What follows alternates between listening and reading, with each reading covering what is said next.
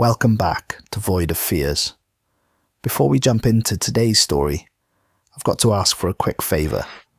If you could smash that like button, drop a comment below, and hit subscribe if you haven't already. It seriously makes a huge difference. YouTube's algorithm loves that stuff, and it pushes my videos to new viewers who might dig these stories too. I really appreciate every single one of you who takes the time to do that. It means the world to me and helps keep this channel growing. Alright, enough of me rambling. Let's dive into today's story. Forget alien invasions. What if the most profound, terrifying secret lies not in the stars, but deep within our own world? Join us as we plunge into a chilling thought experiment. What if Earth's core was alive? Prepare to uncover the unsettling truths about a living planet and humanity's precarious place on its surface. The coffee was cold by the time Dr. Tobias Merrick noticed the first anomaly. It was 3:47 in the morning on a Thursday in October, and the Yellowstone Seismic Research Station hummed with its usual mechanical symphony.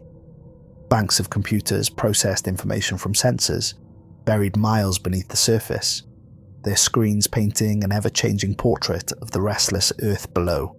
Outside, the Wyoming darkness pressed against the windows like something solid, and somewhere in the distance, a coyote howled at the sliver of moon hanging above the caldera.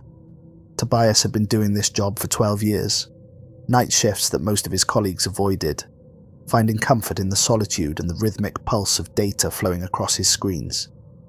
He knew what normal looked like. He knew the signatures of distant earthquakes, the tremors of magma shifting in the chamber beneath the park, the subtle grinding of tectonic plates. This wasn't normal.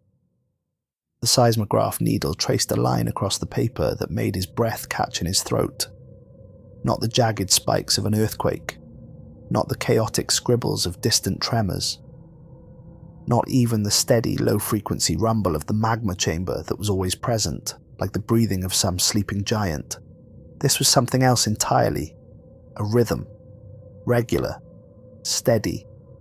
Biological, in a way that made his scientific mind rebel even as his instincts screamed recognition. He leaned closer, his reflection ghosting across the monitor in the dim light, and counted 72 distinct pulses per minute. His hand went unconsciously to his own wrist, fingers pressing against the artery, feeling his pulse. The match was perfect, exactly 72 beats per minute. "That's impossible," he whispered to the empty room, but the words felt hollow, even as he spoke them. The seismograph didn't lie. The digital readouts didn't lie. And as he pulled up readings from other sensors scattered across the park, he saw the same pattern repeating, all of them. Every single sensor, from the ones near Old Faithful to the ones positioned along the Norris Geyser Basin, all showing the same rhythmic pulse. It was synchronized across miles of territory, emanating from deep below, traveling up through thousands of feet of rock, to register on instruments designed to detect the slightest tremor. Tobias grabbed his phone with shaking hands and scrolled through his contacts. Dr. Ingrid Sorensen would be awake in Norway. She always kept strange hours, her internal clock permanently adjusted to some time zone that existed nowhere on Earth, monitoring the seismic activity along the mid-Atlantic ridge where the continental plates pulled apart and new Earth was born from the mantle below. When she answered, her voice was already tight with tension, and he could hear the same machinery humming in the background that surrounded him. "Tell me you're seeing this," he said without preamble. There was a pause, and he could hear her breathing, fast and shallow, the sound of someone who'd been staring at something impossible for too long. "The pulse? I've been watching it for the last hour.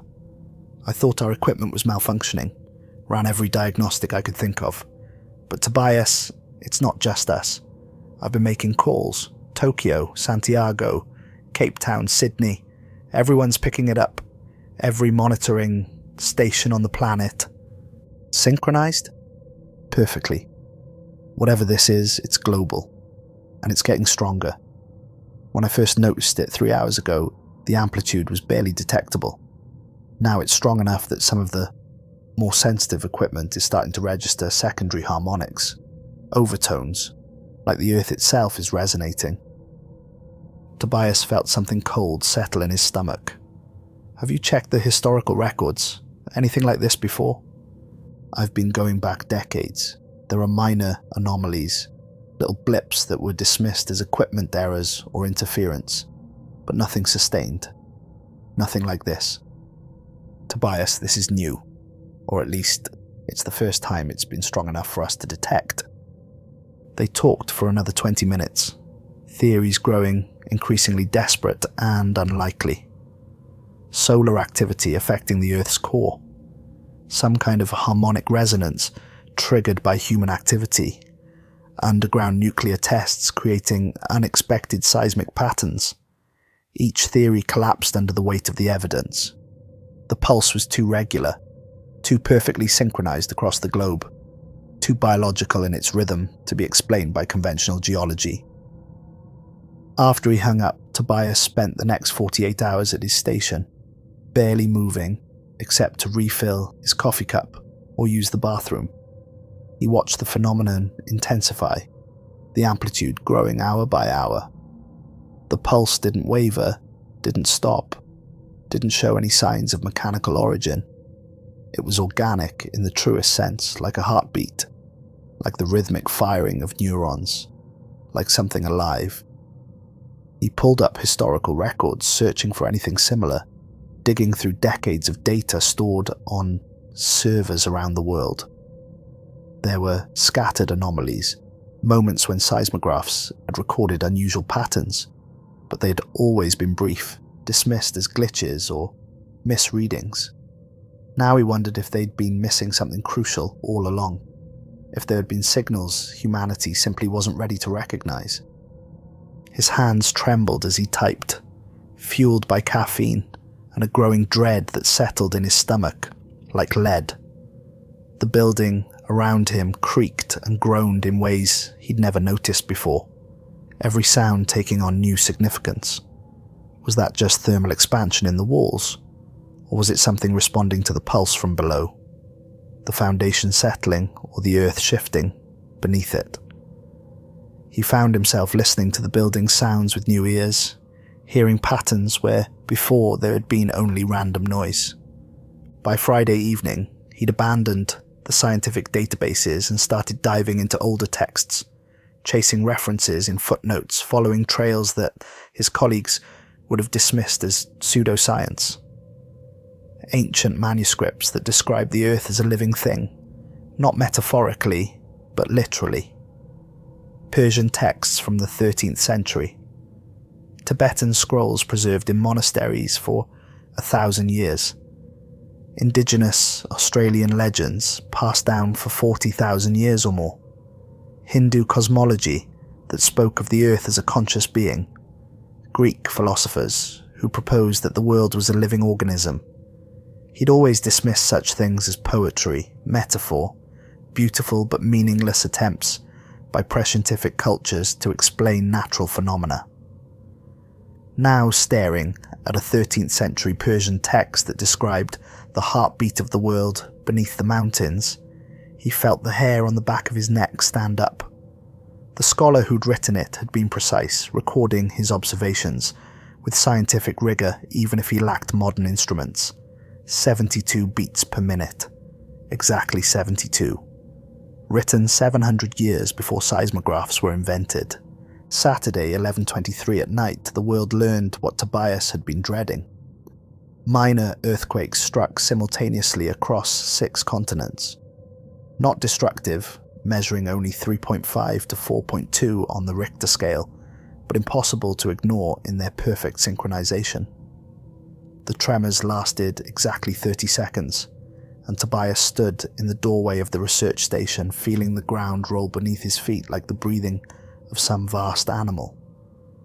It wasn't violent, it was gentle, almost tender, the way a sleeping person shifts position, but it was deliberate, purposeful, and when it stopped everywhere at once, every seismograph on the planet recording the cessation with exact precision.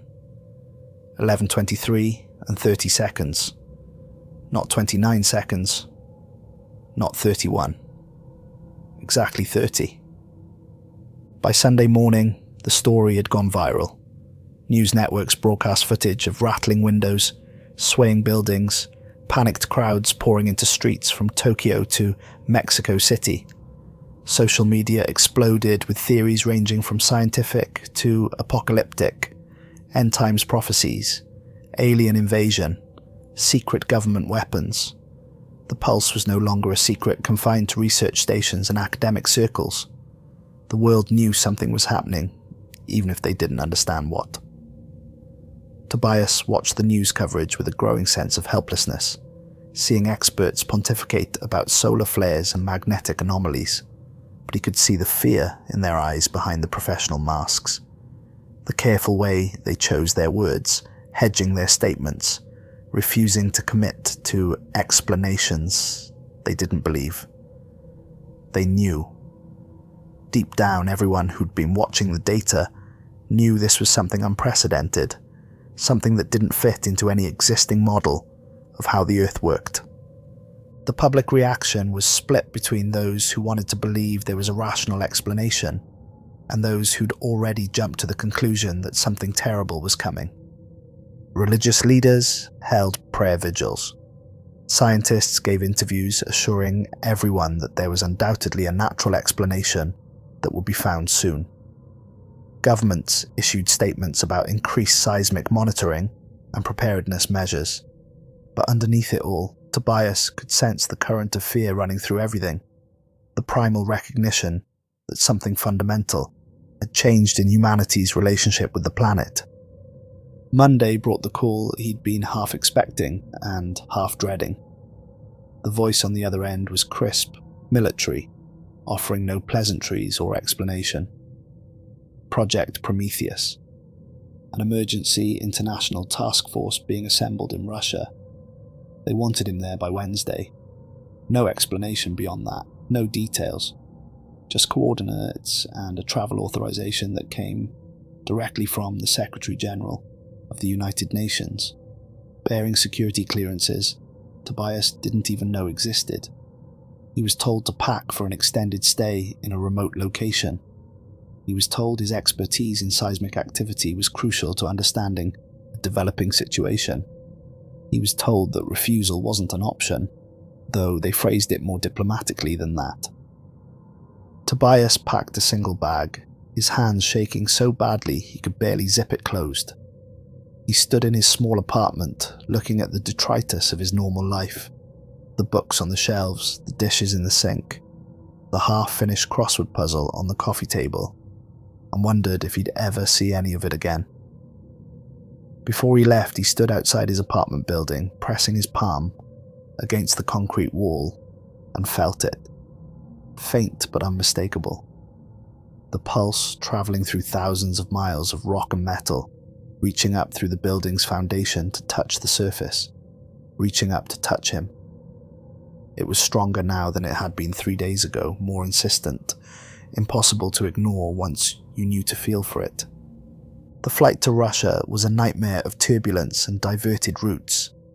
Magnetic field fluctuations were wreaking havoc with navigation systems worldwide, and the pilots looked tense, relying on backup instruments and dead reckoning more than they'd probably ever had to in their careers. Out the window, Tobias could see birds flying in confused circles, great flocks of migrating geese that should have been heading south in organised V formations instead wheeling aimlessly in the sky. The sunset through the aircraft window was the wrong colour, too red, too purple, the light filtering through atmospheric conditions that shouldn't exist. Other passengers muttered nervously, clutching armrests, some praying quietly. Everyone could feel that something was wrong, even if they couldn't articulate what. When Tobias finally landed in Murmansk after 2 unscheduled stops and a harrowing approach through crosswinds that had the plane yawing sideways, the sky had a strange quality to it. The clouds moved in patterns that seemed almost purposeful, forming and reforming in ways that his brain kept trying to interpret as faces, as hands, as vast shapes moving just beyond the edge of recognition. The driver who picked him up didn't speak, just handed him a briefing folder marked with security classifications he'd only read about in thriller novels, and drove north into increasingly desolate terrain. The folder contained geological surveys, seismic readings, and satellite imagery that showed the Kola Peninsula in infrared, revealing heat signatures deep below the surface that formed patterns too regular to be natural magma flows. The Kola Superdeep Borehole facility squatted on the Kola Peninsula like a relic from another age, all Soviet-era concrete and rusting equipment, surrounded by new construction, happening at frantic pace. This had been the deepest hole humanity had ever drilled, 7.5 miles straight down into the Earth's crust. A Cold War project to see how far the Soviets could penetrate the planet's skin. It had been closed for years, deemed too expensive to maintain, too dangerous to continue after drill bits started coming up twisted and melted by temperatures that shouldn't have existed at those depths. But now, generators roared back to life, and new equipment was being airlifted in by military helicopters that arrived every few hours. Armed soldiers patrolled the perimeter, not Russian soldiers exclusively, but a mix of nationalities, UN peacekeepers, and special forces from a dozen countries. The message was clear. Whatever was happening here, it was serious enough to mobilize nations that had barely been on speaking terms weeks ago. Tobias met the rest of the team in a makeshift conference room that smelled of coffee, sweat, and barely controlled panic. Someone had set up a projection screen and filled the walls with printouts of seismic readings, each one showing the same rhythmic pulse that had consumed Tobias's thoughts for the past 4 days. Dr. Ingrid Sorensen looked as exhausted as he felt when he entered, her blonde hair pulled back severely from her pale face, dark circles under her eyes suggesting she hadn't slept since they'd last spoken. She gave him a wan smile of recognition that didn't reach her eyes. Dr. Rahul Kapoor, the geochemist, was animated despite the circumstances, gesturing enthusiastically as he explained his theories to anyone who would listen, his optimism feeling forced, like a man whistling in the dark to keep his fear at bay. And Dr. Minerva Cross, the biogeologist, sat in the corner watching everything with sharp, calculating eyes that missed nothing. She was the one who scared Tobias the most in that first meeting. She looked like someone who'd already figured out the answer to a terrible question and was terrified by what she'd discovered, but forcing herself to keep working because the alternative was surrender. "We're going deeper," Minerva announced without preamble once everyone had assembled, her voice cutting through the nervous chatter like a knife. "The existing borehole reaches 7.5 miles. We're authorized to go to 15, maybe more if we find what we're looking for. The equipment is already being installed. We start drilling tonight." "That's insane," Ingrid said, her accent thickening with stress, the Norwegian vowels more pronounced than Tobias had ever heard them. "The temperature alone, the pressure, the equipment failure rate at those depths, it's exponential. The Soviets stopped because their drill bits were melting. We don't have technology that can survive those conditions for extended periods." "Is fluctuating in ways that shouldn't be possible," Rahul interrupted, pulling up a chart on the projector with hands that shook slightly. "Look at these readings from the existing borehole.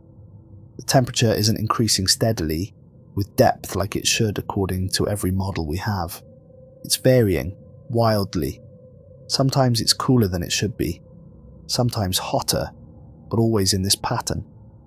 He traced his finger along the graph, showing peaks and valleys that corresponded to the pulse they'd been monitoring. As if something down there is regulating it, as if the temperature is being controlled by something with intention, as if something down there is alive and controlling its environment, Tobias finished, and the room went silent. No one contradicted him.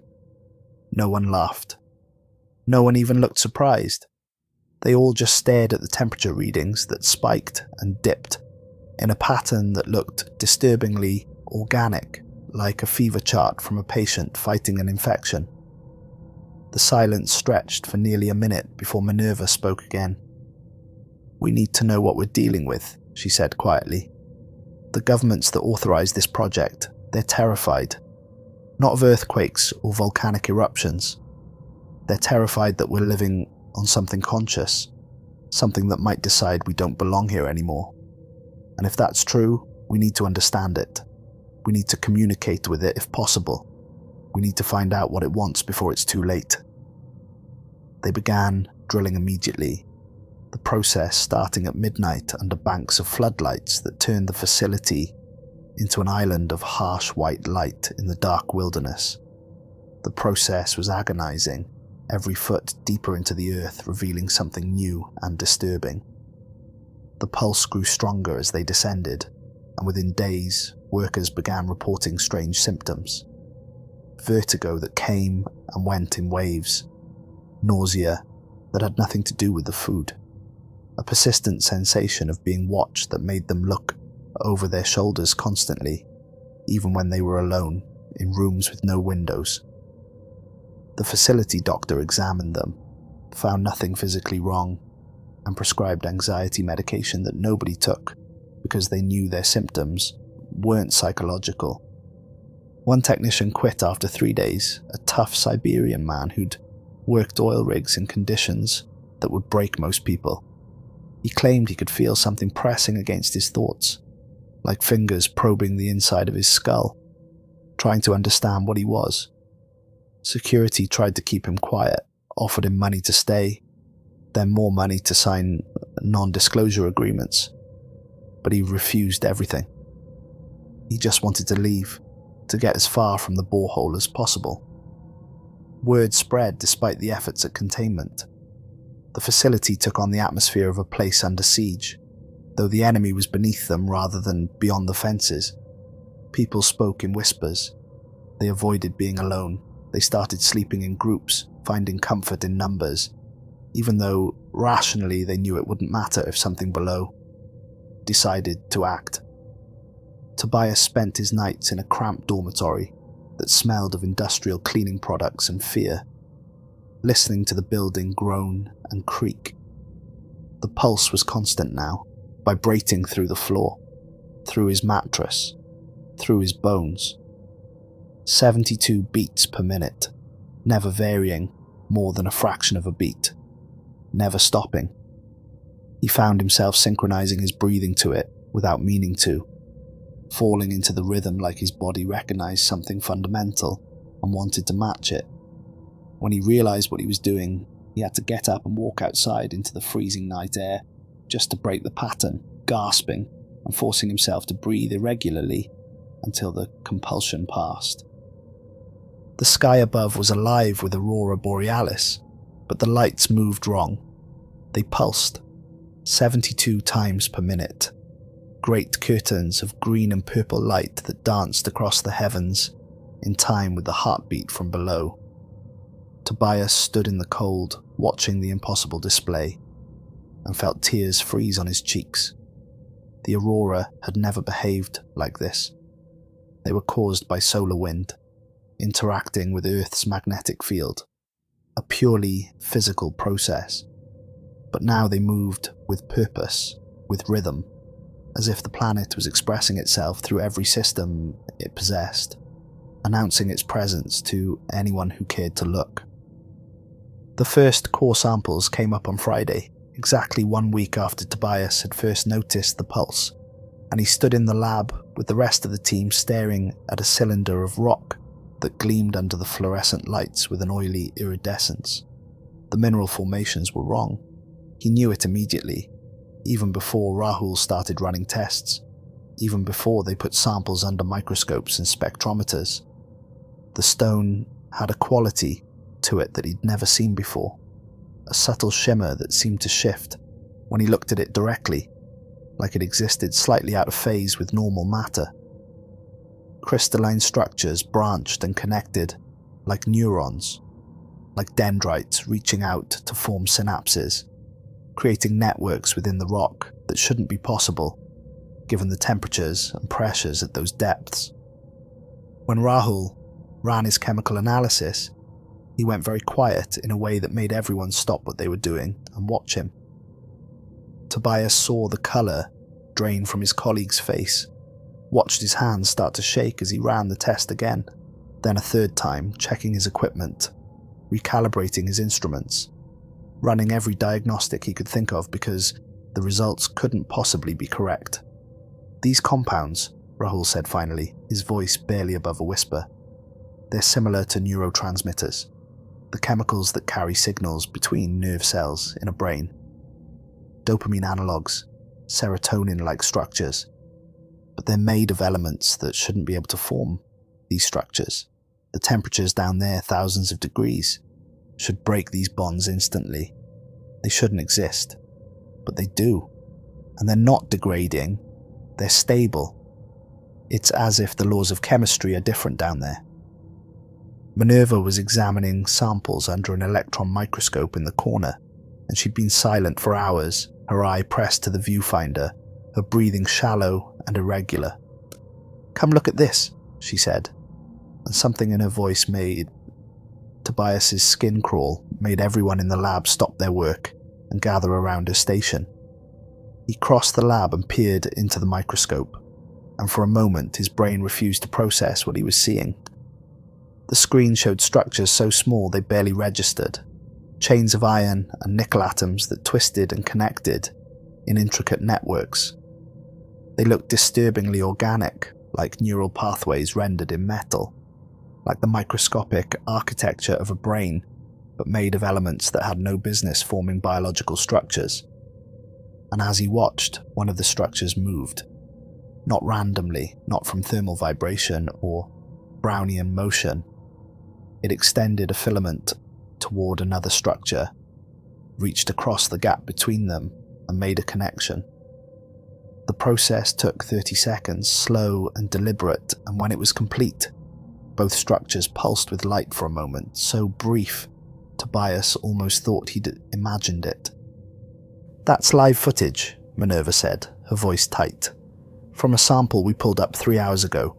It's been doing this the whole time I've been watching.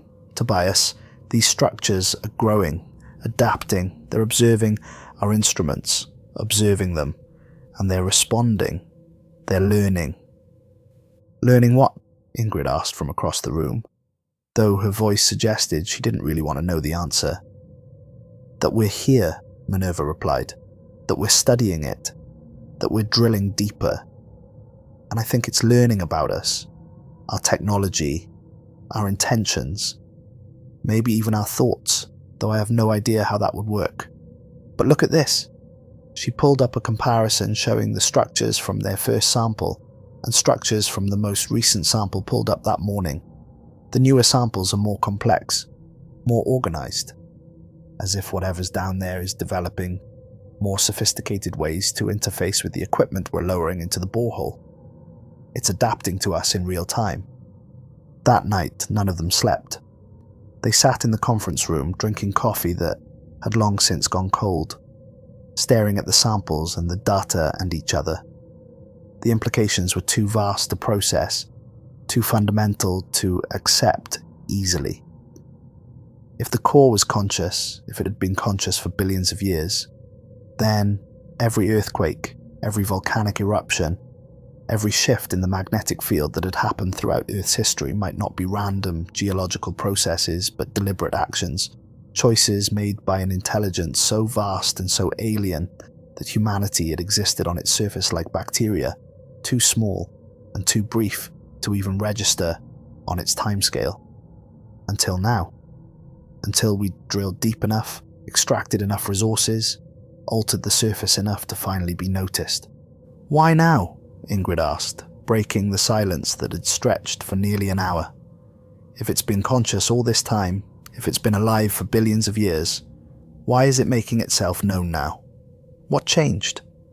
Tobias thought about the temperature readings, the way the Earth seemed to be regulating its internal environment with increasing precision, the way the pulse had started weak and grown stronger over the course of a week.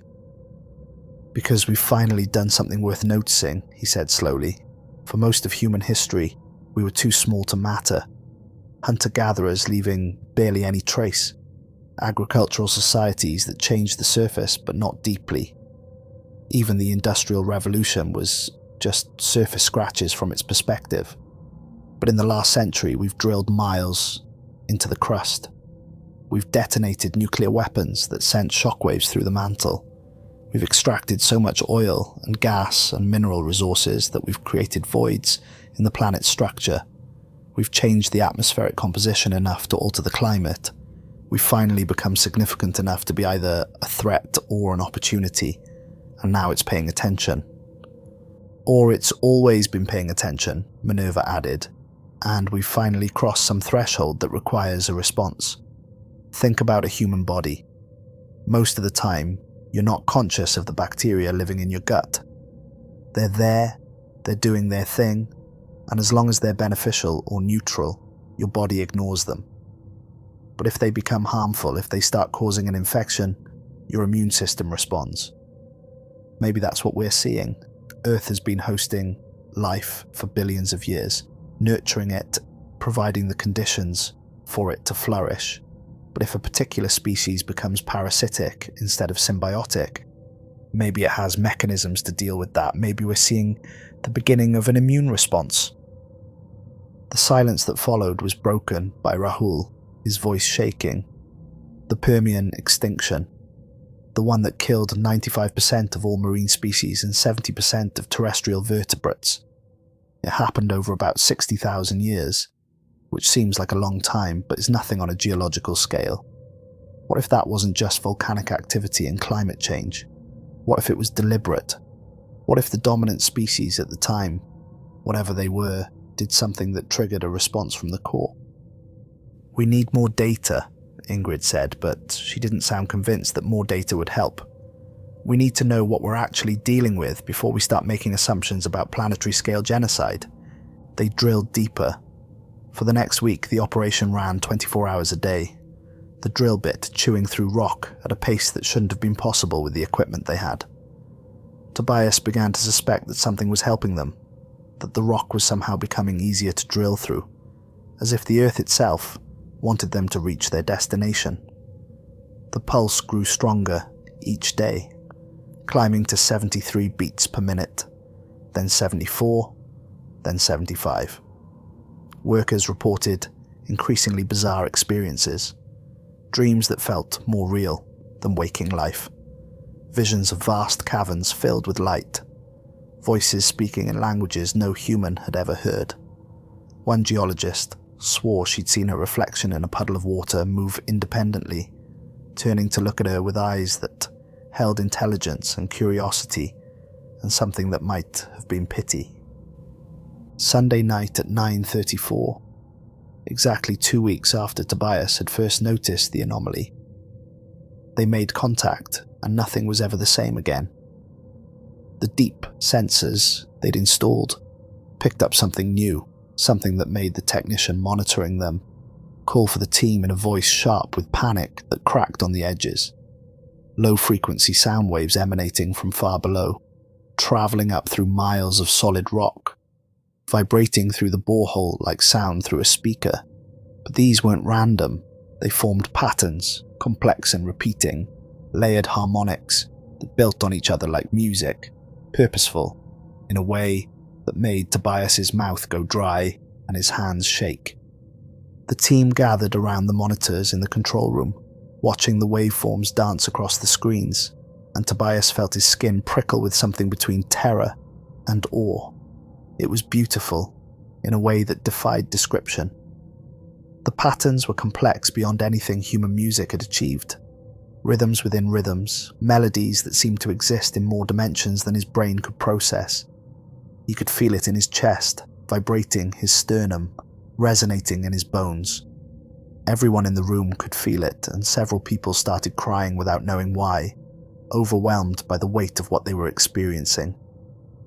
"It's not language," Rahul said, his fingers flying over the keyboard as he tried to analyze the signal, with software designed to study whale songs and primate vocalizations.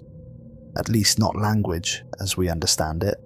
There are no discrete phonemes, No grammar we can identify, but it's definitely communication. It's trying to tell us something, or maybe it's just expressing itself and we're overhearing a thought process that was never meant for us. "What's it saying?" Ingrid demanded, but Tobias could see she didn't really want to know. None of them did, but they had no choice. They'd come this far, drilled this deep, disturbed something that had been sleeping or dreaming or simply existing in peace for eons. Now they had to understand what they'd awakened. They worked through the night trying to decode the signals. Rahul developed an algorithm to translate the frequency patterns into something humans could process, breaking down the harmonics into their component parts, looking for recurring patterns that might represent concepts. By dawn Monday, he'd made a breakthrough, and when he showed them the results, the room went silent with a completeness that felt like death. The patterns could be translated roughly into concepts, not words exactly, but ideas, feelings, commands, simple ones, primal ones: remember, return, reclaim. 3 words that carried the weight of eons. 3 words that suggested humanity wasn't the first intelligent species to walk the Earth's surface. 3 words that implied we might not be the last. "What does that mean?" Ingrid asked, but her voice had gone flat. Defeated. She already knew. They all did. The answer was written in the geological record, in the layers of rock that showed sudden breaks in the fossil record, in the evidence of civilizations that had risen and fallen and been erased so completely that only fragments remained. Tobias stared at the words on the screen, his mouth dry, his heart hammering against his ribs in a rhythm that was starting to match the pulse from below. He could feel it now, all the time, even when he was away from the monitors and the equipment. The pulse had become part of him, or he'd become part of it, he wasn't sure which. "I think it means we're not the first," he said slowly, carefully, as if speaking the words might make them more real. "I think it means there have been others before us, other intelligent species that evolved on this planet, other civilizations that built and thrived and spread across the surface. And I think it means they failed whatever test we're about to face. They grew too destructive, too parasitic, and Earth removed them. And now it's our turn to prove whether we deserve to stay." "That's insane," Ingrid said, but without conviction. "We would have found evidence, fossils, ruins, something."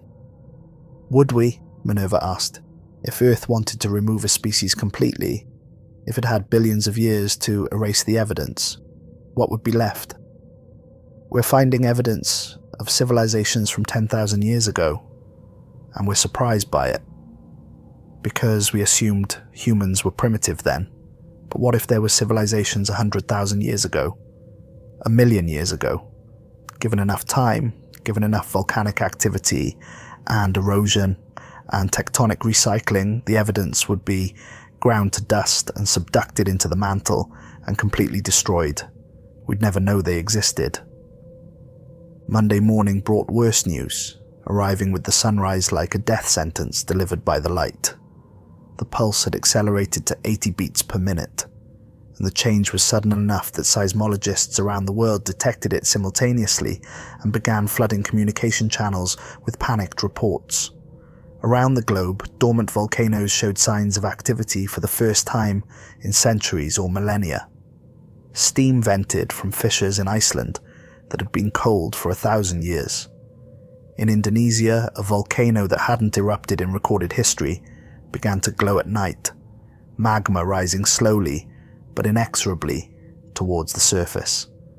Ocean temperatures rose measurably, degree by degree, and weather patterns shifted with alarming speed. Hurricanes forming in waters that had never birthed them before, drought striking regions that should have been in their rainy season. Birds flew in confused circles, their internal compasses scrambled by fluctuations in Earth's magnetic field that were growing more severe by the hour. Great flocks of migrating species abandoned their routes and flew in random directions, some heading toward the poles, others towards the equator, as if they'd lost all sense of direction. Ships reported navigation failures across all major shipping lanes, compasses spinning wildly, GPS systems showing impossible locations, magnetic north shifting by degrees from 1 hour to the next. Airlines grounded flights as their instruments went haywire, needles spinning, altitude readings fluctuating impossibly. Pilots reporting that their planes felt different in the air, as if the atmosphere itself had changed in some subtle but crucial way. "It's speeding up," Minerva said, showing them her analysis. She'd been plotting the pulse rate against time, extrapolating forward using every model she could devise. "Whatever this is, it's accelerating. At this rate, we'll hit 100 beats per minute by Thursday, and I don't think we want to see what happens when it reaches that threshold. Look at the correlation." She pulled up another chart, this one showing the relationship between pulse rate and global seismic activity. As the pulse increases, so does everything else. Earthquake frequency, volcanic activity, magnetic field fluctuations. It's all connected. The pulse isn't just a symptom, it's a control mechanism. Earth is ramping up its systems, preparing for something. "Preparing for what?" Rahul asked, though his face suggested he already suspected the answer. "For a reset," Tobias said, the words feeling like lead in his mouth. "For wiping the slate clean and starting over. That's what remember, return, reclaim means. It's done this before. It remembers the previous species that failed. It's calling them back in memory, and it's preparing to reclaim the surface from us." The electromagnetic signals from the core intensified over the next 2 days, no longer intermittent but broadcasting constantly, an unending stream of consciousness from something deep below that was becoming more active, more aware, with every passing hour. Tobias spent hours in the listening station wearing headphones that translated the signals into sound, and the experience was simultaneously transcendent and terrifying.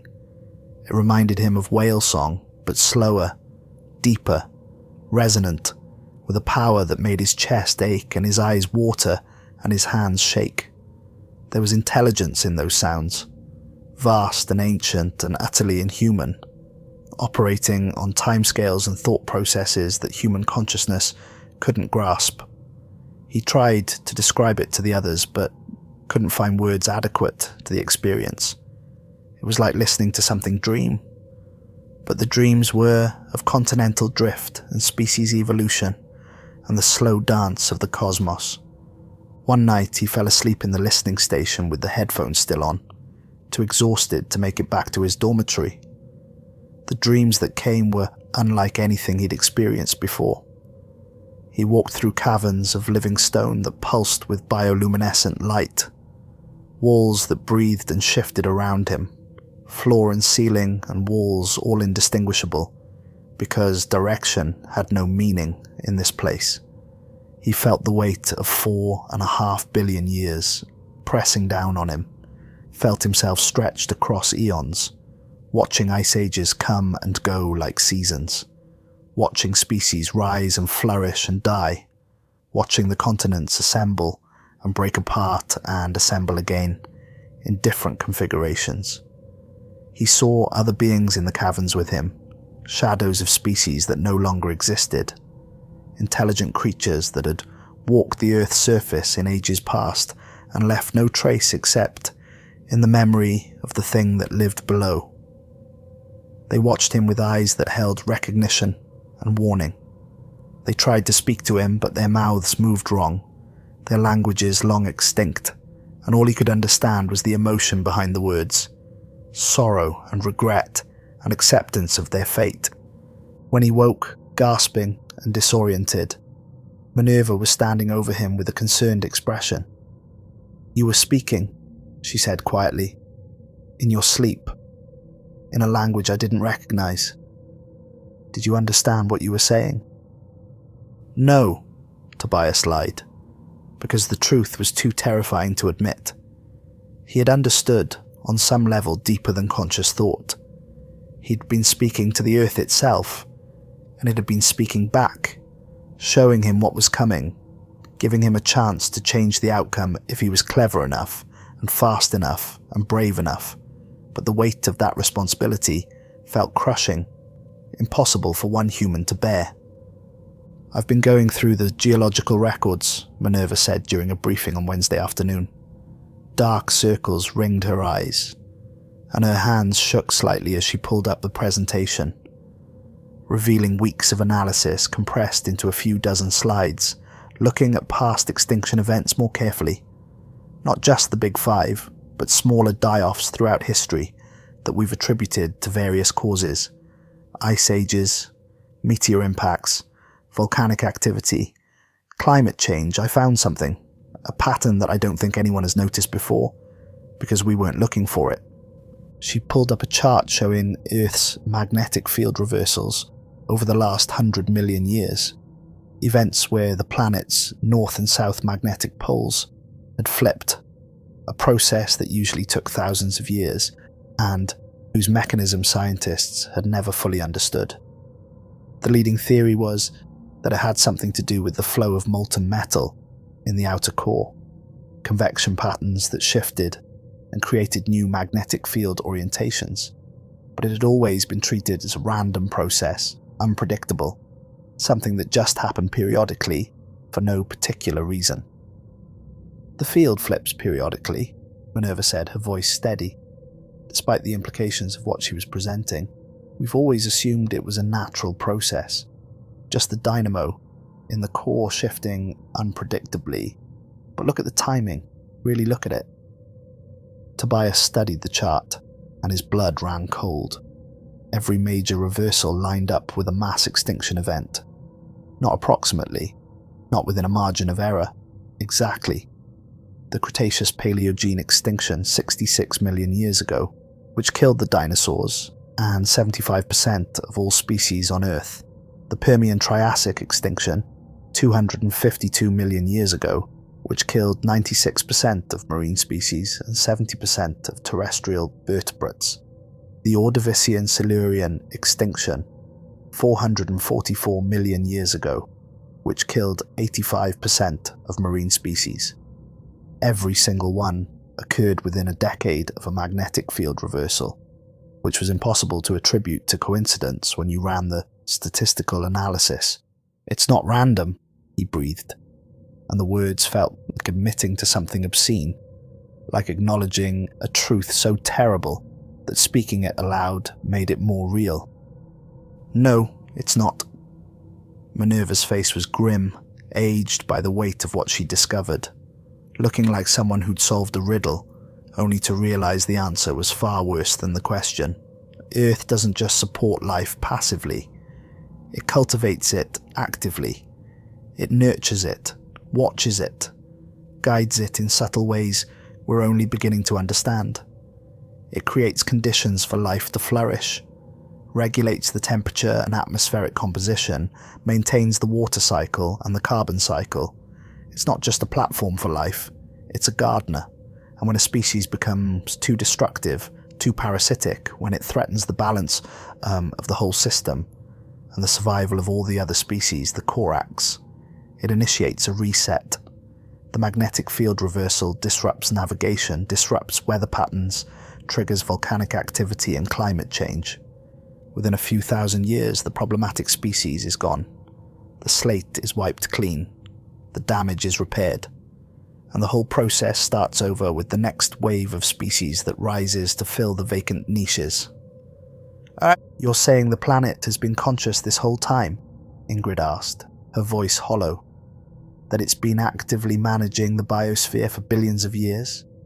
That every extinction we've studied was deliberate?" "I'm saying we've been living on a living thing for our entire existence as a species, and we never noticed because we were too small, too brief, to register on its timescale. A human lifetime is 70, 80 years if we're lucky. This thing has been alive for 4.5 billion years. To it, the entire span of human civilization, from the first stone tools to the internet, is less than a heartbeat. We're like mayflies to it.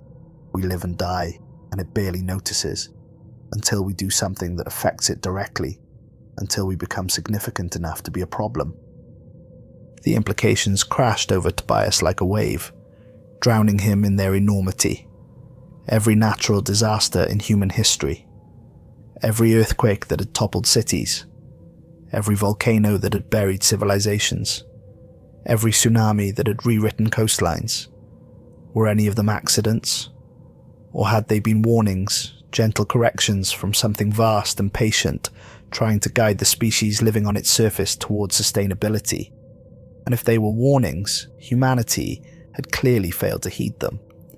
Instead of changing our behavior, we built better structures to resist earthquakes, developed warning systems for tsunamis, evacuated people from volcanic zones. We treated the symptoms while ignoring the disease, continuing to extract and consume and pollute at ever-increasing rates. "Show them the other thing," Rahul said quietly from the corner. "The thing you found about 12,000 years ago." Minerva pulled up another slide, this one showing ice core samples from Greenland and Antarctica, layers of ancient ice that preserved a record of atmospheric conditions going back hundreds of thousands of years. "There's an anomaly 12,000 years ago," she said, "a sudden spike in multiple isotopes that suggests massive simultaneous volcanic eruptions across the planet. Ash layers appear in ice cores from both poles at exactly the same time. Sea levels rose by hundreds of feet over just a few centuries, drowning coastlines. Megafauna across multiple continents went extinct suddenly, and something else." She pulled up archaeological evidence, fragments of structures that defied easy explanation, artifacts that showed sophisticated knowledge of mathematics and astronomy. There's increasing evidence that there may have been advanced human civilizations at that time. Not as advanced as ours, but far more sophisticated than we used to believe. They built structures that required complex engineering.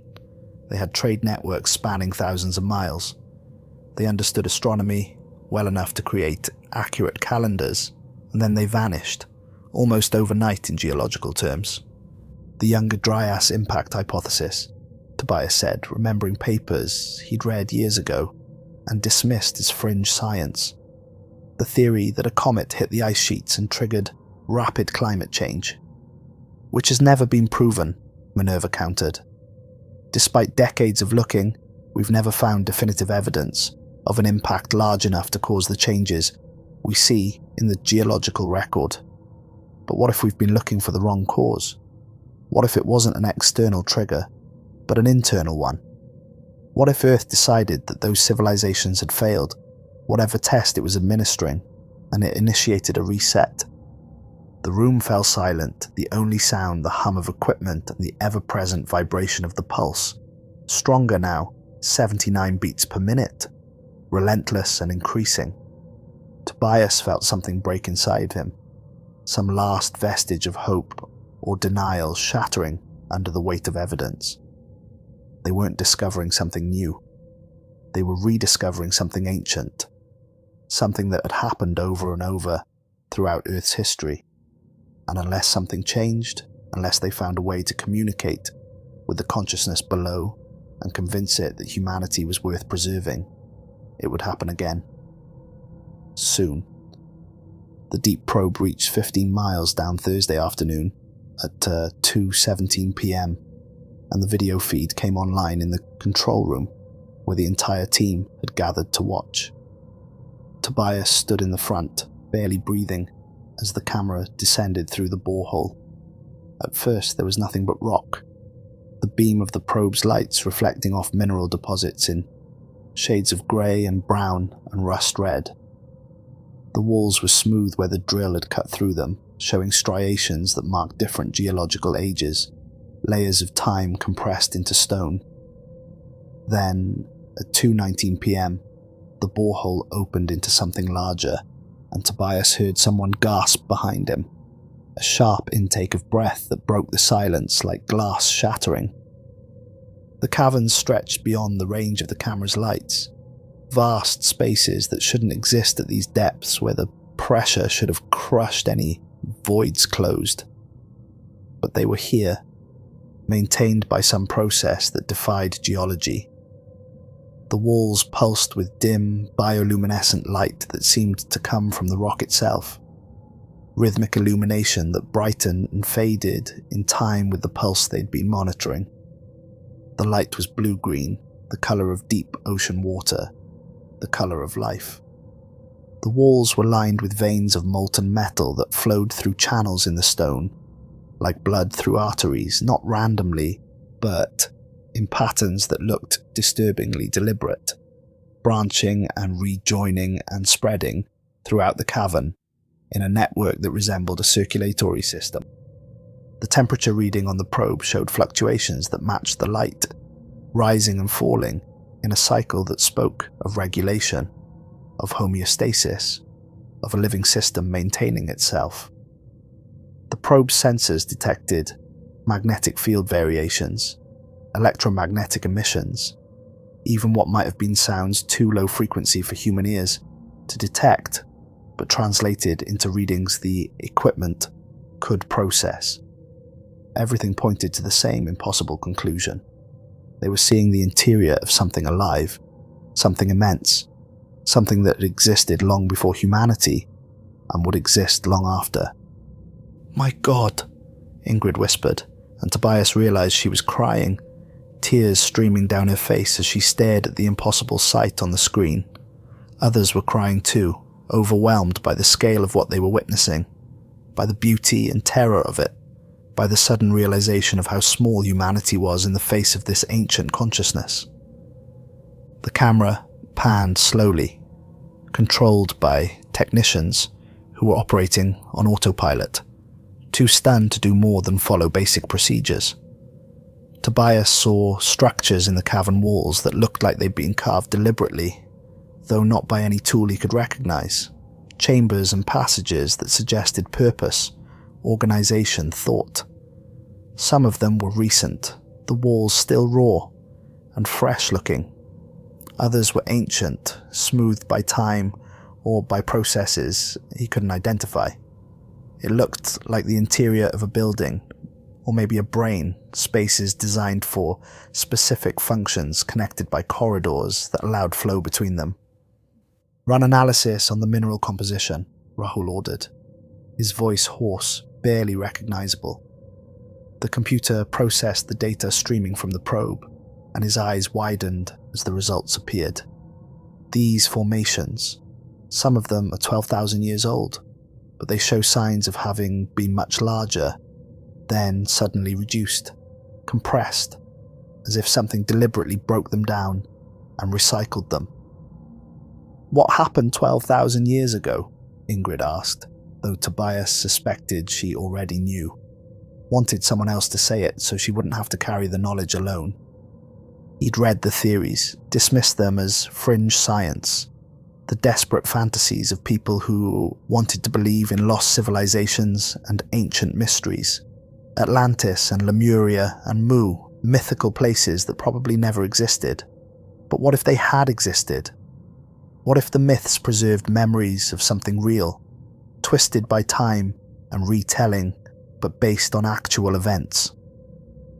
"The end of the last ice age," he said slowly, each word feeling heavy. "The extinction of the megafauna.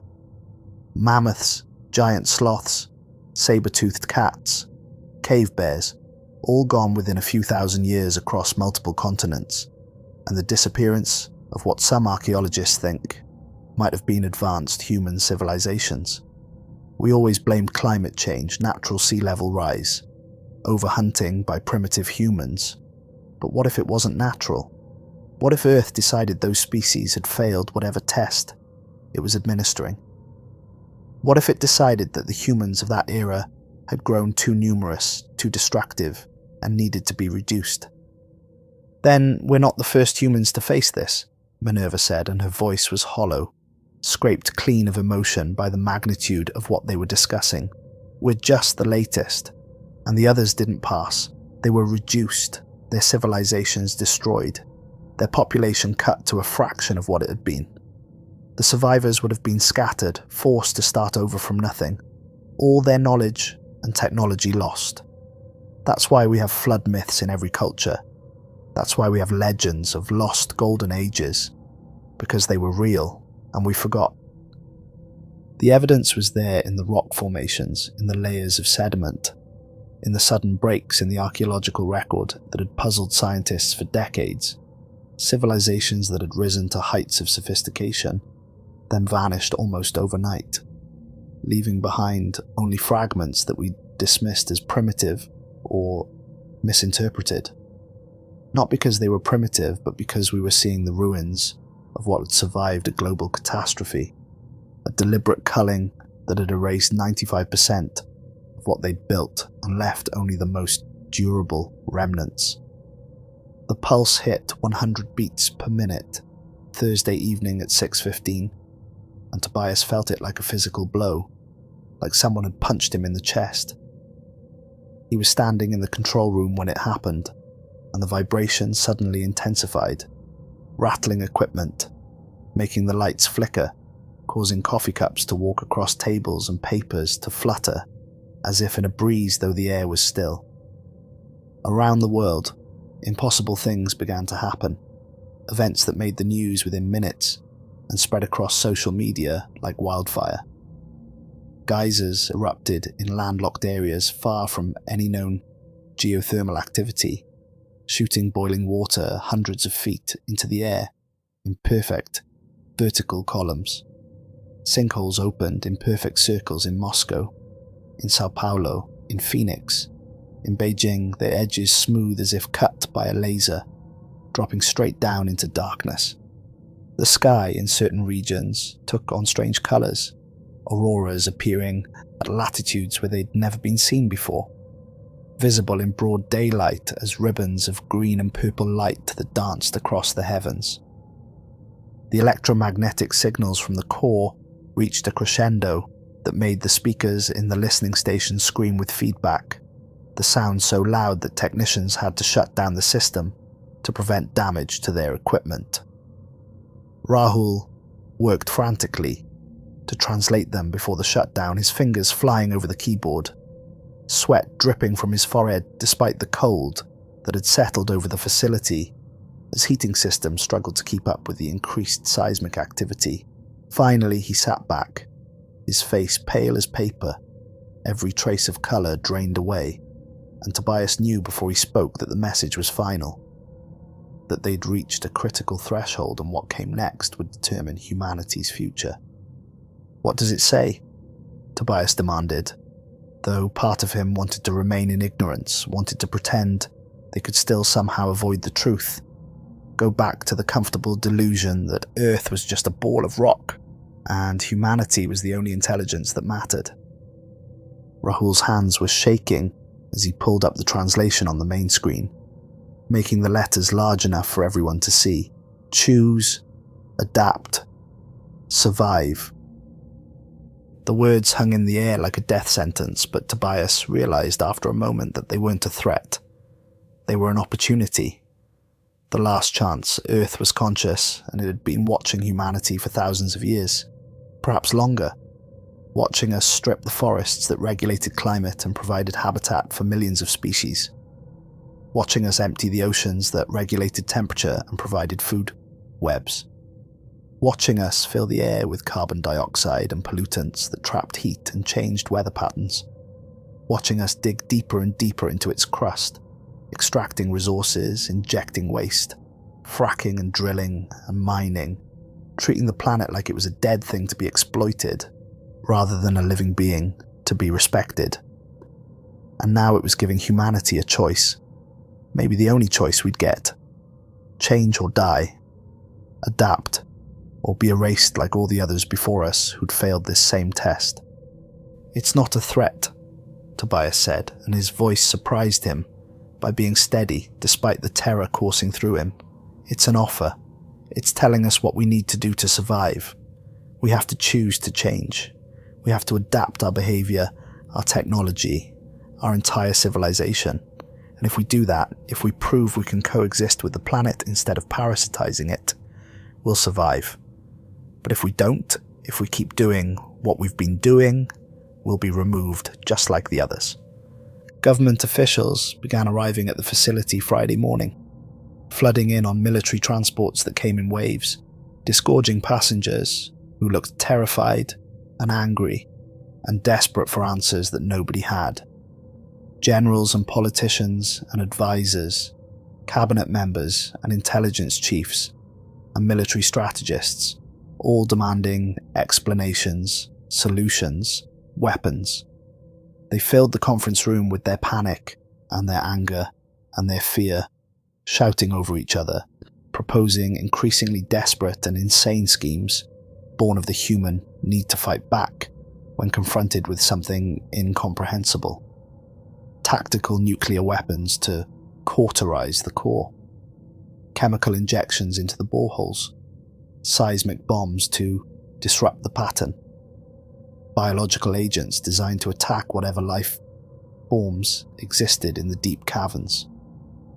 Each idea was more horrifying than the last, each one guaranteed to make things worse, to prove that humanity was exactly the kind of parasitic threat that Earth needed to eliminate. "Fight back," Tobias repeated incredulously, his voice cutting through the chaos like a knife. "Fight what exactly? The entire planet. We're standing on the thing you want to fight. Every weapon you detonate, every bomb you drop, every chemical you inject. You're just hurting it more. You're proving that we're the disease it needs to eliminate, the cancer that has to be cut out before it spreads further." A general with a chest full of medals and a face red with anger glared at him. "So what do you suggest, Doctor? That we just surrender? Let it kill us all without even trying to defend ourselves? Roll over and accept extinction like cowards?" "I suggest we prove we're worth keeping," Tobias said, and his voice was hard now, stripped of patience and politeness. The voice of someone who'd seen the alternative and knew there was no room for ego or pride or false bravado. "This isn't an invasion. This isn't an enemy army we can fight with missiles and bombs. This isn't a disease we can cure with medicine. This is the planet itself, evaluating whether the species living on its surface is symbiotic or parasitic, whether we contribute to the overall health of the system or damage it. And right now, based on centuries of evidence, we're failing that test spectacularly. We're the parasites. We're the ones threatening the health of the whole system. And if we want to survive, we need to change that immediately." The argument raged for hours, voices rising and falling in waves, accusations flying, desperation mounting with every passing minute. Tobias felt his frustration building with every objection, every "but what about the economy?" every "we can't just change overnight," every excuse and rationalization and delay tactic. They were arguing about profit margins and political considerations, while standing on something that could erase humanity as easily as a human swatting a mosquito that had erased species before and would do it again without hesitation if it deemed us unworthy. The disconnect was staggering, the inability to grasp the scale of what they were facing. Finally, he stood, slamming his hand on the table hard enough to make everyone jump, silencing the room with the force of his movement. "You're not understanding," he said, and each word was precise, deliberate, chosen to cut through the fog of denial. "This isn't a negotiation with another country or a terrorist organization. This isn't something we can bomb or sanction or intimidate or buy off. We are living on a conscious entity that has existed for 4.5 billion years. It was here before life as we know it existed. It nurtured the first cells, guided the evolution of complex life, watched species rise and fall for eons before humans evolved. It has destroyed countless species before us, erased them so thoroughly that we don't even know they existed. It destroyed previous human civilizations that we barely have records of, because it erased them so completely that only myths remain. And it will destroy us too, if we prove ourselves to be parasites rather than symbionts. The question isn't whether we can change. The question is whether we're willing to, whether we can set aside short-term interests and immediate comfort and actually transform how we live on this planet. Because if we can't, we're done. It's that simple. Rahul stood beside him, his earlier optimism replaced by grim determination. Dr. Merrick is right. Every moment we delay, every moment we spend arguing about costs and politics and inconvenience, the pulse increases. Earth is evaluating us right now, watching how we respond to this crisis, judging whether we're capable of the kind of rapid adaptation that survival requires. And we're failing. We're doing exactly what it expects us to do. Exactly what every other species has done when faced with this choice. We're fighting and arguing and thinking only of our immediate interests instead of the long-term health of the whole system. We need to show it we can be different, that humans are capable of genuine transformation. The silence that followed was broken by Minerva, her voice quiet but carrying across the room with the weight of absolute certainty. I've been analysing the geological record more carefully over the past week. Every previous extinction event was preceded by a period where the problematic species was given time to change. Years, sometimes centuries. Warning signs that escalate gradually. Earth doesn't act hastily. It's patient. It gives warnings. Increased natural disasters. Unusual weather patterns. Changes in magnetic fields that disrupt navigation. The increase in all of these over the last century wasn't random. They were warnings we ignored because we explained them away as natural variation, as coincidence, as anything except what they actually were. But this is different. This is direct communication. For the first time in human history, Earth is telling us exactly what it wants in terms we can understand. Choose. Adapt. Survive. If we don't respond, if we keep arguing and delaying and pretending, we have more time than we do. The next message won't be words. It will be action. And based on what happened 12,000 years ago, we know what that action looks like. The UN convened an emergency session that night, assembling with unprecedented speed. Every member nation represented, either in person or by video link. The chamber in New York packed with delegates who looked as terrified as Tobias felt. The session was broadcast live to the world, billions of people watching on televisions and phones and computers, humanity collectively holding its breath as it waited to learn its fate. Tobias addressed them via satellite link from the Kola facility, standing in the control room with the video feed, from the deep caverns playing on monitors behind him, the pulse vibrating through his feet like a second heartbeat, exactly 100 beats per minute, steady and implacable, and impossible to ignore. For centuries, we've tried to conquer nature, he began, his image projected on screens around the world, his words translated into dozens of languages simultaneously by interpreters who struggled to keep up with the implications of what he was saying. We've stripped forests that took millennia to grow. We've emptied oceans that once teemed with life. We've filled the air and water with poison and called it progress. We did it because we thought we were alone. We thought Earth was a dead rock, nothing more than resources to exploit, a stage for the human drama with no consciousness of its own. We thought we were the pinnacle of creation, the only minds that mattered in a universe of dead matter.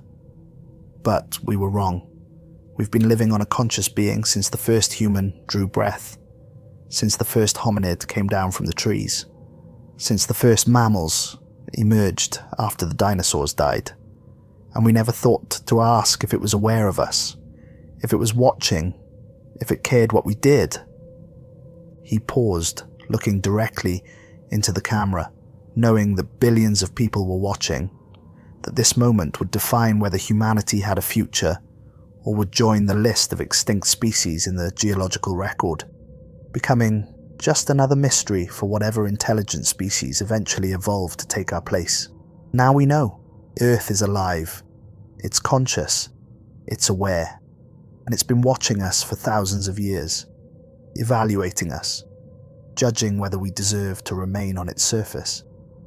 And it's asking us a simple question, the same question it's asked other species before us. Can we coexist? Can we be a part of this living world instead of a cancer growing on its surface? Can we adapt our behavior to fit within the systems that sustain all life? Can we change our technology, our economy, our entire civilization to become beneficial rather than destructive? The answer has to be yes. It must be yes, because the alternative is extinction. Not gradual, not comfortable, not something we can adapt to over generations. Sudden, deliberate, complete. He clicked to show images of the geological record, the sudden breaks in the fossil record, the layers that showed massive die-offs.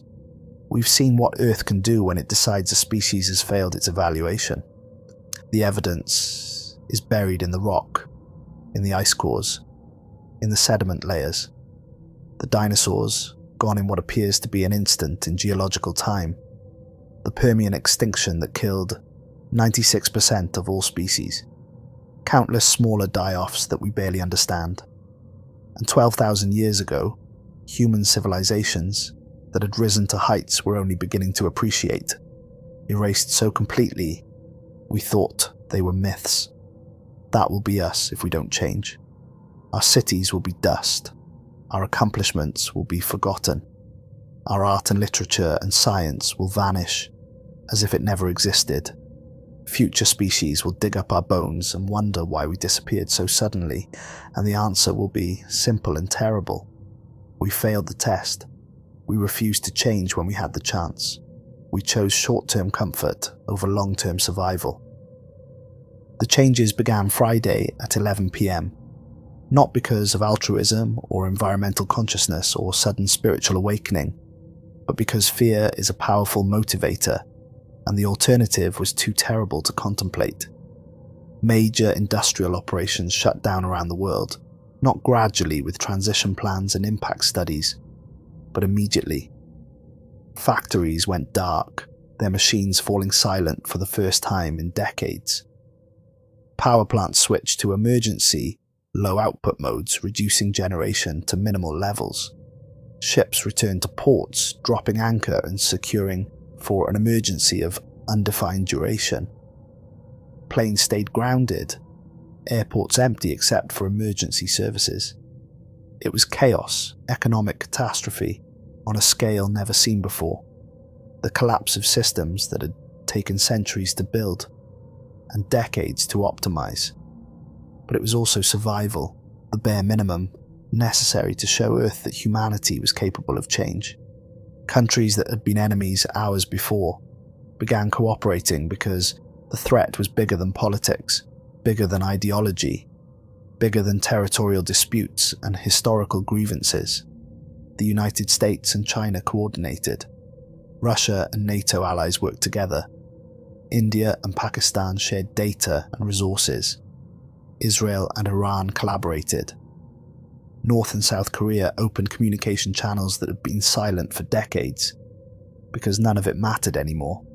All the old rivalries and conflicts rendered meaningless in the face of planetary-scale extinction. Tobias monitored the pulse from the control room, watching the seismograph trace its relentless rhythm, his eyes burning from lack of sleep, his body running on adrenaline and coffee and pure terror. 105 beats per minute, still climbing, still accelerating towards some threshold that might be the point of no return. The core was watching, evaluating humanity's response, and for hours he was terrified it wouldn't be enough, that they'd waited too long, that the damage was too severe, that Earth had already made its decision, and nothing they did now would matter, that they were like a cancer patient making lifestyle changes after the disease had already metastasized, too little too late. Around him, the team worked in exhausted silence, monitoring readings, coordinating with stations around the world, tracking the changes in seismic activity and magnetic fields and electromagnetic emissions. The video feed from the deep caverns showed increased activity, the bioluminescent light pulsing faster, the flows of molten metal accelerating through their channels. It looked like something preparing itself, gathering energy, getting ready to act. Saturday at 3:30 in the morning, something changed. Tobias was half asleep, at his station, eyes burning, head nodding forward, when the alarm on his seismograph made him jerk awake. He stared at the readout, certain he was misreading it, too tired to trust his perception. The pulse rate had decreased. Slowly at first, so subtly he thought he might be imagining it, seeing patterns that didn't exist because he wanted them to so desperately. 106 beats per minute, then 104, then 102. He sat up straight, his heart hammering, afraid to believe what he was seeing, afraid that if he acknowledged it, the pattern would reverse. "It's working," Ingrid breathed, appearing at his shoulder like a ghost. She'd been monitoring from another station, tracking global seismic activity, and her face was transformed by something that looked like hope, an emotion that had been absent from the facility for days. "It's actually working. Look at the global readings. Volcanic activity is decreasing. Magnetic field fluctuations are stabilizing. It's responding to what we're doing." The electromagnetic signals from the core shifted in tone, and Tobias heard the change even without the translation software, heard it in his bones and his blood. Less aggressive, less urgent, the harsh overtones softening into something that almost sounded curious, as if the consciousness below was surprised by humanity's response, as if it hadn't expected us to change, as if in all the millions of years it had been evaluating species, none had ever responded this quickly, this decisively, as if we were showing it something new. By dawn, the pulse had stabilized at 75 beats per minute, and the change felt like a reprieve from a death sentence, like being pulled back from the edge of an abyss at the last possible second. Still elevated above the original 72, a reminder that this wasn't over, that Earth was still watching and evaluating, but no longer accelerating, no longer climbing toward whatever threshold would have triggered the reset, the planetary immune response that would have reduced humanity to scattered survivors struggling to remember what they'd lost. The crisis had passed, for now. But Tobias knew, they all knew, that this wasn't over. It would never be over. Humanity had been given a reprieve, a second chance, but Earth would be watching, always watching. And if we reverted to old patterns, if we proved that our change was temporary, born of fear, rather than genuine understanding and respect, the pulse would begin to climb again, and next time there might not be a warning. The weeks that followed were chaotic beyond anything in human history, a period that would be studied for centuries if humanity survived long enough to have historians. The abrupt shutdown of industrial civilization caused suffering, privation, death on a massive scale. Supply chains collapsed overnight. Food distribution systems failed. People in cold climates froze as heating systems went offline. People in hot climates died of heat exposure as air conditioning failed. Hospitals struggled to maintain power for critical systems. Millions died in those first weeks, casualties of a system that had been so optimized for efficiency that it had no resilience, no ability to adapt to sudden changes. But there was also adaptation, innovation at a pace and scale never before seen, a desperate creativity born of existential necessity. Solar panels and wind turbines went up at unprecedented rates, installed by volunteers working around the clock. Permaculture replaced industrial agriculture, communities learning to grow food locally rather than depending on transcontinental supply chains. Cities began to empty as people spread out into patterns that put less pressure on any single region, forming smaller settlements that could sustain themselves with local resources. It wasn't perfect. It wasn't fair. The rich suffered less than the poor, as always. But it was change, real and fundamental. The kind of transformation that would have taken centuries under normal circumstances compressed into weeks by existential terror and the knowledge that failure meant extinction. 1 month later, Tobias stood on a stage in Vancouver, giving a TED talk to a packed auditorium and millions watching online, his image broadcast to screens around the world. He looked different than he had before Project Prometheus. The change visible in more than just the grey at his temples and the new lines around his eyes. He looked older, carved by stress and revelation into something harder and more certain. But he also looked lighter somehow, as if he'd made peace with something terrible and come out the other side with a clarity that few humans ever achieved. "We always asked if we were alone in the universe," he said, his voice steady, carrying to the back of the auditorium and through speakers to millions of viewers scattered across the globe. "We built radio telescopes and listened for signals from distant stars. We sent probes into space carrying messages to hypothetical aliens. We looked up at the night sky and wondered if anyone was looking back, if somewhere out there among the billions of galaxies, another consciousness was asking the same questions we were, but we never looked down. We never considered that we've been living on a conscious entity for our entire history as a species, for our entire existence as a genus, for the entire span of hominid evolution, that the ground beneath our feet, the rock and metal, and magma miles below, wasn't just geology, but biology, that Earth itself was alive and aware in ways we're only beginning to understand." He clicked to the next slide, showing the seismograph readings from that first Thursday morning in October that felt like a lifetime ago, the rhythmic pulse that had started everything. Earth is alive, not metaphorically, not poetically, not in some new age spiritual sense, actually genuinely alive and aware in ways that our current scientific frameworks can barely begin to describe. It doesn't think like we think. It doesn't perceive like we perceive. Its consciousness operates on timescales that make human lifetimes meaningless, on spatial scales that encompass the entire planet.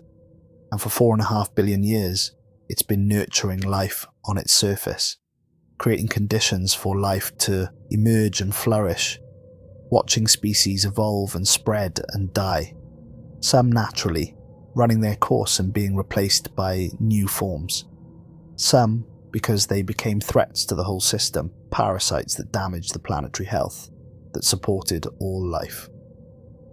The audience sat in absolute silence, and Tobias could see the fear in their faces, the same primal fear he'd felt that first night at Yellowstone, the recognition that humanity was not at the top of any hierarchy, had never been at the top, was not even playing the same game as the thing it had been living on. We were guests at best, parasites at worst, and our continued existence depended entirely on proving we could be the former rather than the latter. For thousands of years, Earth has been watching us specifically, he continued, watching human civilization develop from scattered bands of hunter-gatherers to agricultural societies to industrial nations to the globally connected world we built in the 20th and 21st centuries. And for most of that time, we were small enough that our impact was tolerable. We changed things locally, but not globally. We affected our immediate environment, but not the planetary systems. But in the last century, we crossed a threshold. We became significant. We started changing the atmosphere, warming the planet, altering ocean chemistry, driving species to extinction at rates not seen since the dinosaurs died. We became a threat to the whole system, and Earth noticed. He paused, letting that sink in, watching the reality settle over the audience, like a shroud. We almost failed the test it was giving us. The pulse reaching 100 beats per minute, that was a threshold. We know that now from studying the geological record. Every time Earth has decided to eliminate a species, the pulse has reached 100, and then things happen. Massive volcanic eruptions, sudden climate shifts, magnetic field reversals that disrupt navigation and weather patterns. Within a few thousand years, the target species is reduced or eliminated entirely.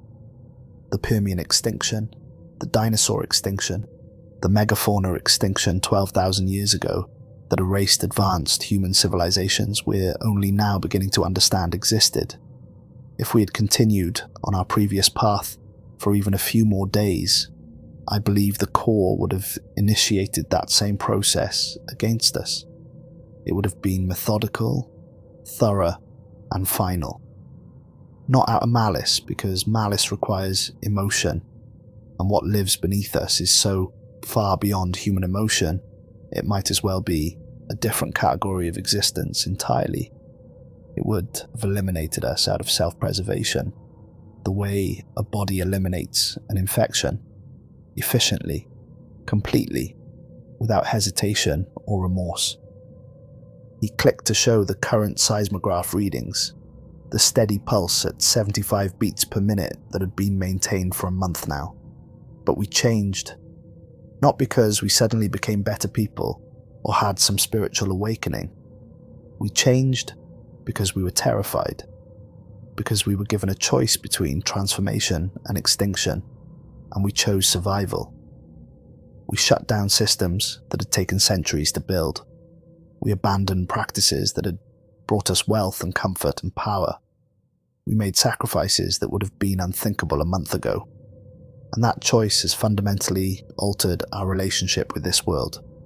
We are no longer under the illusion that we're masters of the planet. That was always a comforting delusion, a story we told ourselves to feel important. We are guests, tenants, one species among millions living on the surface of a conscious being. And if we want to remain, if we want our children and their children to have a future, we need to act like it. We need to prove every single day that we deserve to be here. The monitoring stations that had been established around the globe hummed with constant activity now, never sleeping, never stopping, staffed by volunteers who worked in shifts to maintain 24-hour observation, not studying the core like a specimen under a microscope, but listening to it like you would listen to another person, trying to understand its moods and needs and responses, learning its rhythms, understanding the subtle shifts in electromagnetic signals that indicated changes in its state, interpreting the small variations in the pulse rate that corresponded to human activities, learning which actions it approved of and which ones it didn't. A new branch of science had been born overnight: planetary consciousness studies, a discipline that combined geology and biology and neuroscience and philosophy in ways that would have seemed impossible before October.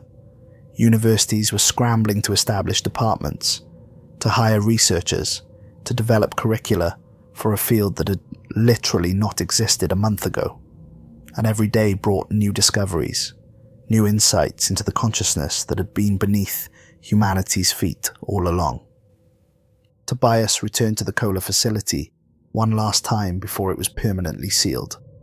The decision had been made at the highest levels of international government to stop drilling into Earth's depths, to leave the consciousness below in peace, rather than continuing to probe it like an experiment or a resource to be exploited. It felt right, though Tobias mourned the loss of knowledge they'd never gain, the questions they'd never answer. Some mysteries were meant to remain mysteries. Some boundaries were not meant to be crossed. Some knowledge came at too high a price. He stood at the edge of the borehole in the cold November afternoon, looking down into the darkness where, 15 miles below, the caverns still pulsed with their strange bioluminescent light. The veins of living metals still flowed through their channels, and something vast and ancient still dreamed its slow dreams, dreams that encompassed eons and species in the slow dance of continents, dreams of ice ages and warm periods and the rise and fall of countless life forms. He pressed his hand against the concrete barrier that would soon be reinforced and sealed forever, feeling the pulse through the ground, strong and steady and alive, a heartbeat that had been there long before humans and would continue long after, regardless of whether we survived or not. "We hear you," he whispered to the darkness, his words carried away by the wind. "Finally, after all this time, we hear you, and we're trying, we're changing, we're learning to live with you instead of on you. Please keep watching. Please give us time to prove we can be better, that we can be worthy of the gift you've given us, this thin shell of atmosphere and water and life that you maintain and protect. We were blind for so long, but we see now. We understand now. Or at least we're beginning to. The pulse continued, unchanged by his words, 75 beats per minute, neither accelerating nor slowing, Earth's heart beating in the darkness miles below, ancient and patient and utterly implacable. And for the first time in human history, we were truly listening, not with instruments or sensors or scientific equipment, though those helped us translate the signals into forms we could perceive. We were listening with the primal part of our brains that had always known, on some deep instinctive level that predated language and reason, that the world was more than rock and water, that we walked on something alive, that we were never alone, even in the moments when we felt most isolated, most insignificant in the vastness of the universe. The question wasn't whether Earth was alive. We knew that now, beyond any doubt, with the kind of bone-deep certainty that comes from direct communication with something that can make its existence undeniable. The evidence was overwhelming, from the rhythmic pulse that matched biological systems, to the structures in the deep caverns that resembled neural networks, to the electromagnetic signals that carried meaning and intention. The question was whether we would prove ourselves worthy of living on it, whether we could transform ourselves from parasites into symbionts, from a cancer into healthy tissue. Every day was a test. Every choice mattered. Every action was observed by something far older and far more powerful than we had ever imagined. Something that held our continued existence in a consciousness so vast it could barely perceive us as individuals. We were a collective to it, a single species being evaluated as a whole, our individual actions mattering only insofar as they contributed to the overall pattern, and that evaluation would never end. There would never be a moment when we'd proven ourselves sufficiently to stop being watched, to go back to living carelessly. This was our new reality, forever. We were not alone. We had never been alone. From the first single-celled organism that emerged in the primordial oceans, to the dinosaurs that ruled for millions of years, to the mammals that took their place, to the hominids that evolved into humans, we had all been living on something conscious, something that had guided and nurtured and occasionally culled its surface ecosystems with the patience of something that measured time in geological epochs. We had just been too arrogant to notice, too caught up in our own importance to realize that we were less than insects to the thing beneath our feet, that our entire recorded history was a footnote in its experience, that civilizations we thought eternal were merely temporary patterns on its surface. And now that we knew, everything had changed. The world looked different, felt different. Every earthquake carried meaning, a word in a language we were only beginning to understand. Every volcanic eruption was a statement, sometimes warning, sometimes correction, sometimes just the natural processes of a living planet maintaining itself. The magnetic field shifts that disrupted technology and confused animals were communications we were learning to interpret. Weather patterns that seemed random revealed purpose when viewed at the right scale. The planet spoke constantly, in a million different voices, and we had no choice but to listen because the alternative was silence. Permanent silence, the silence of extinction, the silence of being erased from the surface and forgotten, becoming just another layer in the geological record for some future species to puzzle over. The pulse continues, 75 beats per minute, steady, patient, waiting to see if we'll keep the promises we made in our moment of terror, waiting to see if our transformation is real, or just another temporary adaptation that will fade when the immediate fear recedes, waiting with the patience of something that has watched species rise and fall for billions of years, and knows that time always reveals the truth. Waiting with eyes that see in geological timescales and consciousness that encompasses the entire planet to determine if humanity deserves a future, or if we're just another failed experiment to be erased from the surface and forgotten, our bones buried deep, and our accomplishments ground to dust by the slow, inevitable processes of a living world that will continue long after we're gone. Are you listening? The pulse continues. Are you still listening?